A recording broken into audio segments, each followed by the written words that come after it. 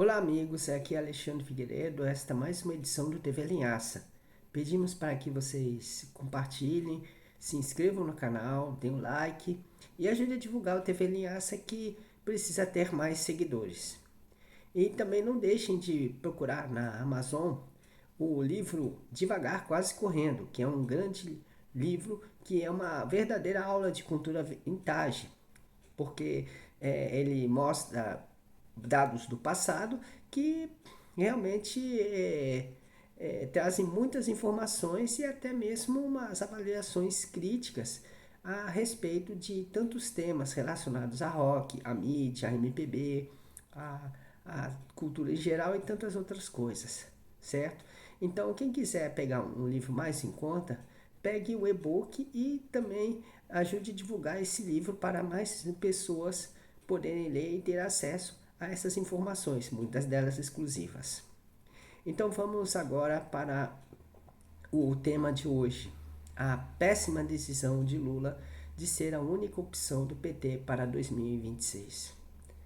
Pois o Lula ele causou uma decepção muito grande por conta do seu atual governo e por conta dos seus erros que são consequentes de sua personalidade impulsiva.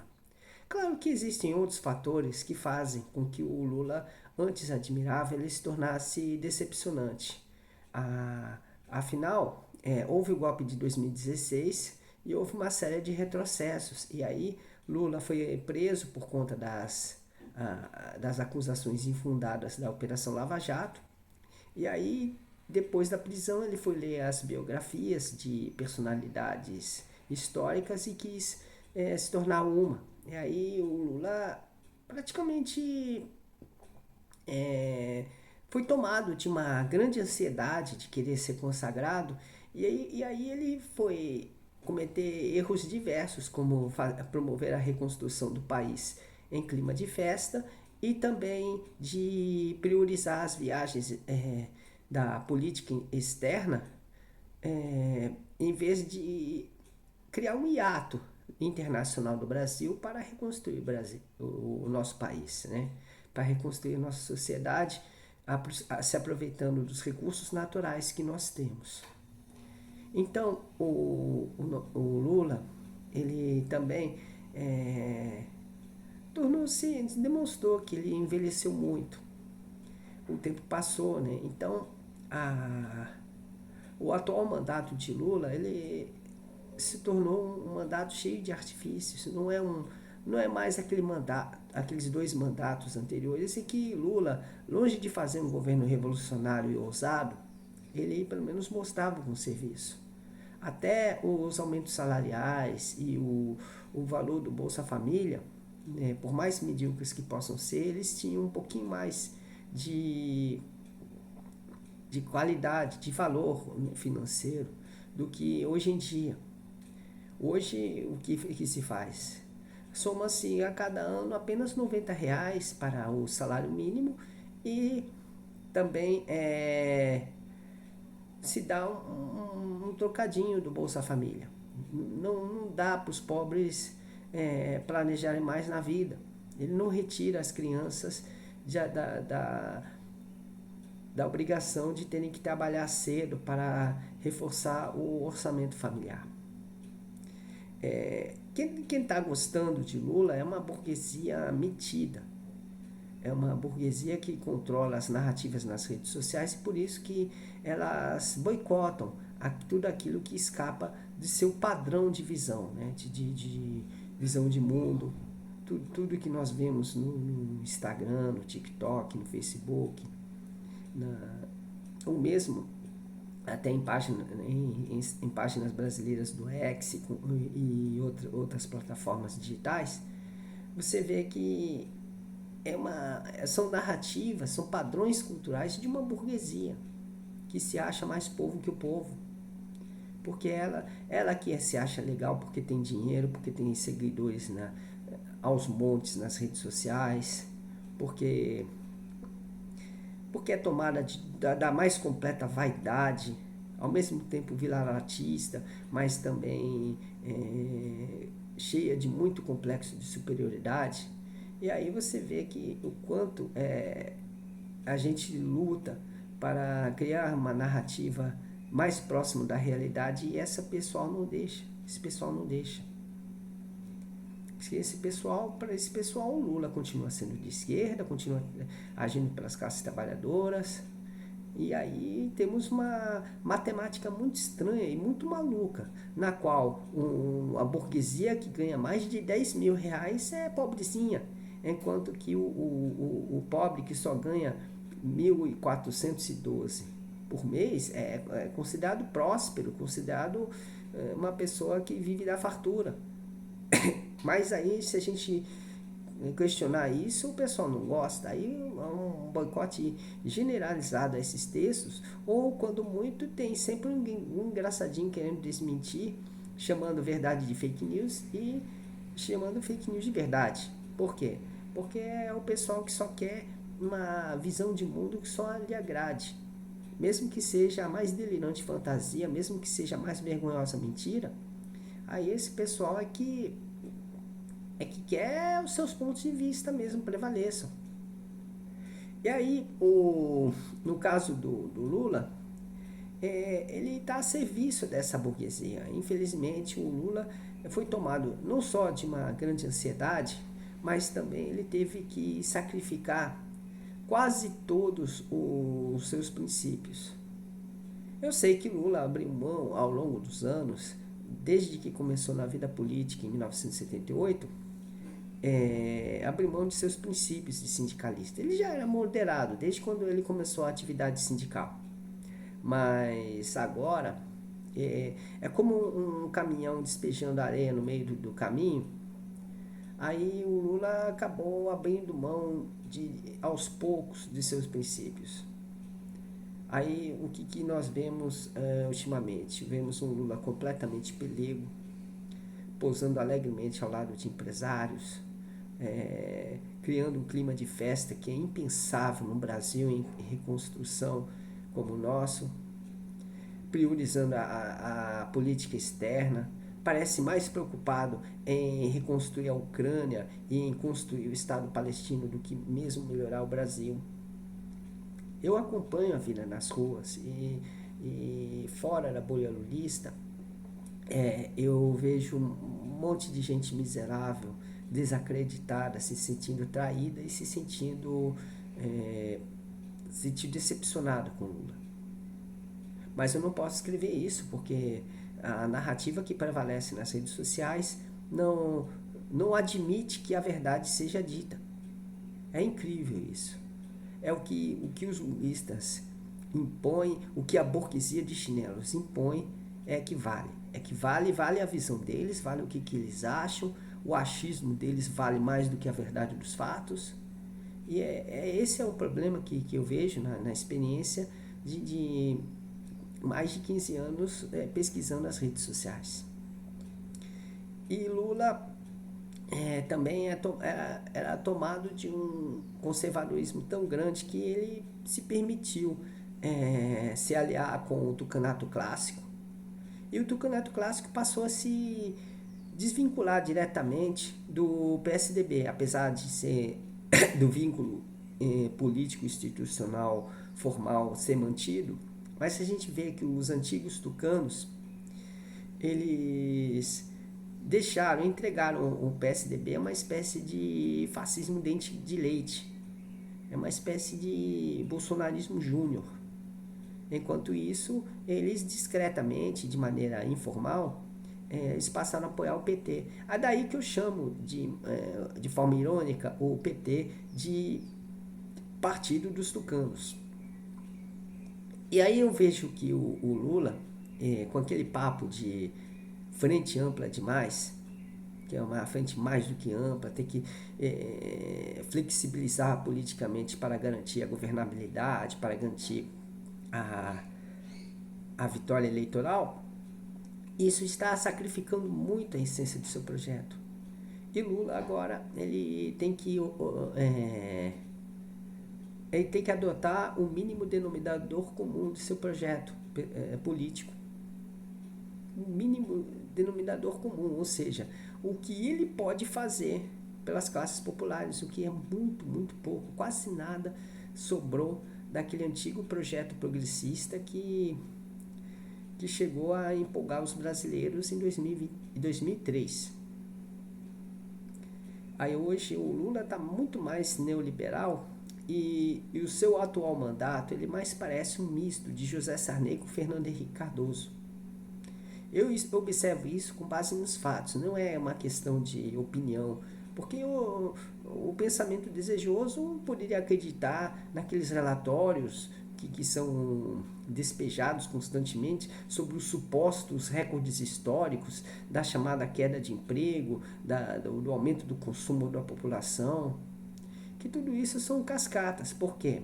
Porque a gente vê na realidade que quem está consumindo mais ou é aquele ex-pobre que recebeu o prêmio da loteria, né, que passou a ser um novo rico e passou a ter uma mentalidade burguesa, até de deixar os burgueses de queixo caído, ou então é da própria classe média disfarçada, a burguesia de chinelos que está ali, vai para um supermercado de subúrbio fantasiado de frequentador de feira. Vai com jeans rasgado, com chinelinho, com camiseta vagabunda de tecido velho. E aí finge que é pobrezinha. Porque hoje o que a gente vê é isso. A gente abastada se achando pobre porque fala português errado. Porque conversa sobre futebol e toma caipirinha com aguardente.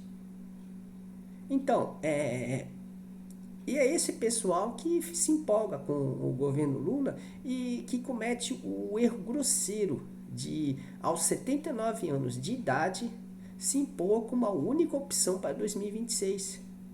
Isso é um erro estratégico terrível e completamente fatal.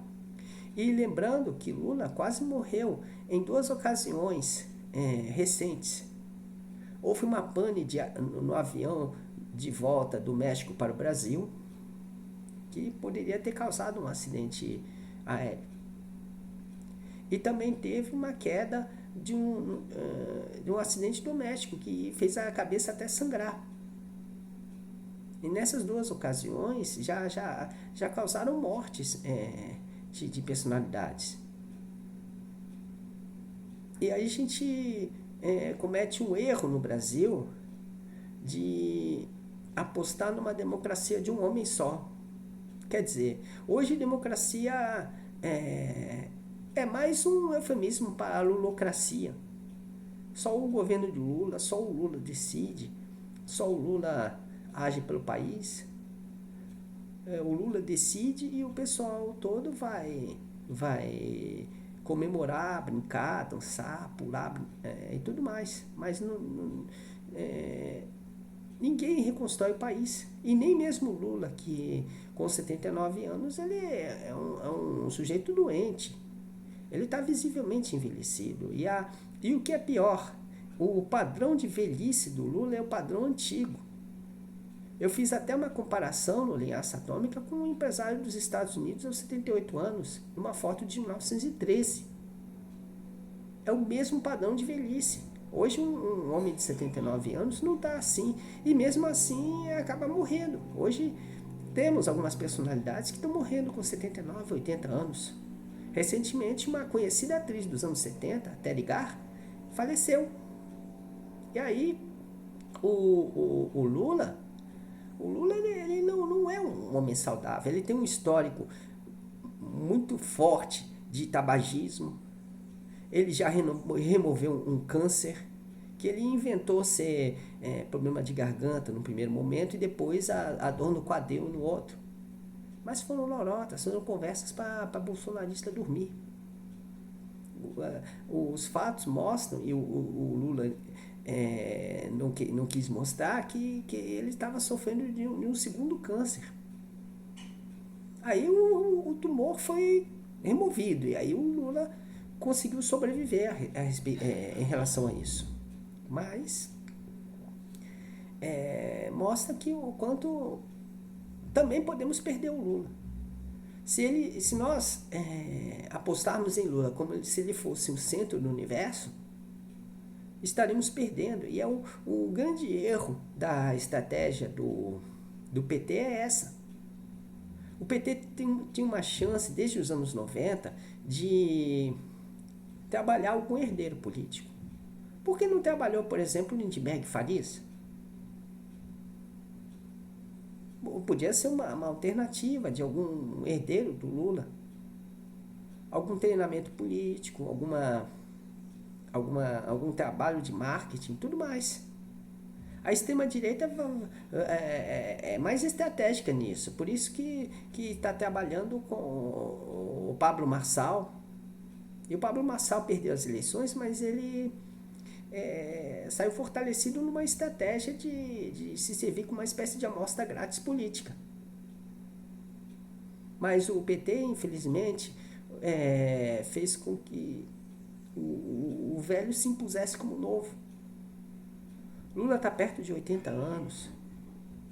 Nessa mesma idade, nessa mesma faixa etária, mais ou menos, o ex-governador da Bahia, Antônio Carlos Magalhães, faleceu. E o Lula hoje também é outro cabeça branca. E mesmo que o Lula vivesse até os 100 anos, não é uma boa estratégia ele se impor como uma única opção. A essas alturas, o Lula deveria até se aposentar da vida política e treinar um herdeiro para ele. Aí o Lula pode, enquanto ele tem as suas forças e tudo mais, ele trabalhar esse herdeiro político, treinando, orientando ele, conversando muito com ele, até mesmo estando ao lado dele nas campanhas de lançamento. Porque aí se associaria esse herdeiro político ao Lula, e aí os adeptos do Lula, eles poderiam associar esse jovem ao presidente da República. E aí pudesse se tornar uma verdadeira renovação eleitoral. Mas uma renovação eleitoral através de um sujeito que está numa fase final da velhice. Porque muitas vezes as pessoas que até têm um histórico de fumar muito, elas têm uns 79, 80 anos como um final de vida. As pessoas que se acham legais não admitem isso, porque as pessoas que se acham legais acham que vão viver 100, 120, 130 anos. E aí acham que pode fumar pra caramba que não vão morrer. E acabam morrendo antes do caminho. No meio do caminho, chocando as pessoas, e as pessoas até perguntando por quê, sem entender, quando na verdade é o cigarro que se tornou um grande fator para isso. E aí eu vejo muitos paulistas aqui na capital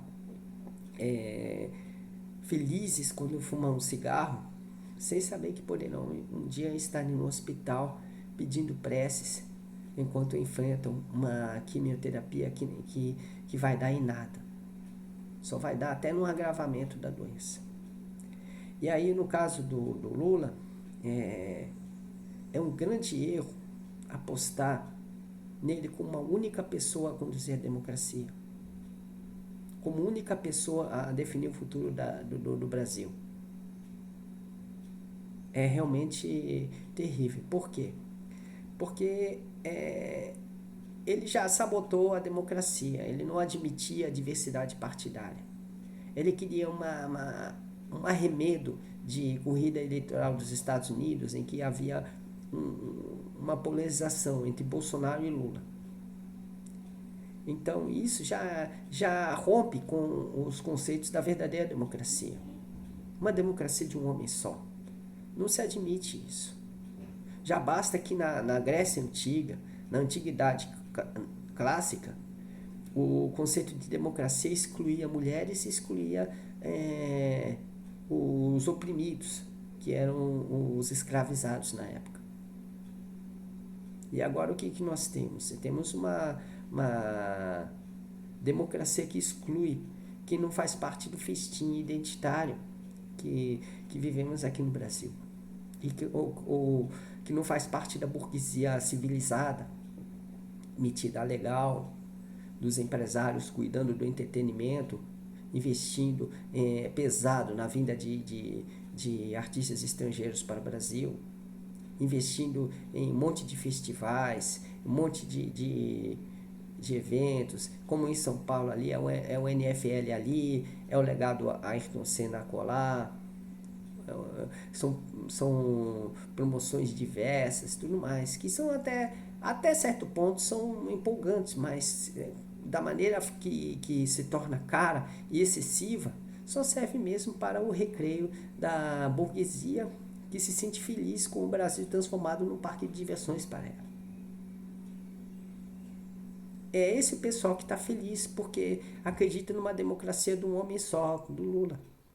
Mas também essa burguesia ela tem uma tradição autoritária, tem uma tradição que a fez derrubar João Goulart em 1964 e recebeu o prêmio do Milagre Brasileiro, da prosperidade que veio há 50 anos e da qual essa burguesia hoje ela zela atualmente, mesmo de forma enrustida, velada, fingindo agora de ser a classe mais legal do mundo, se achando mais povo que o povo, tudo mais.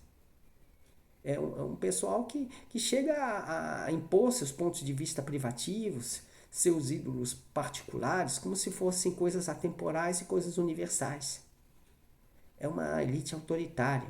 E aí o Lula está a serviço delas, por isso dessas elites. Por quê? Porque essas elites tanto faz se a democracia está em torno de um único homem.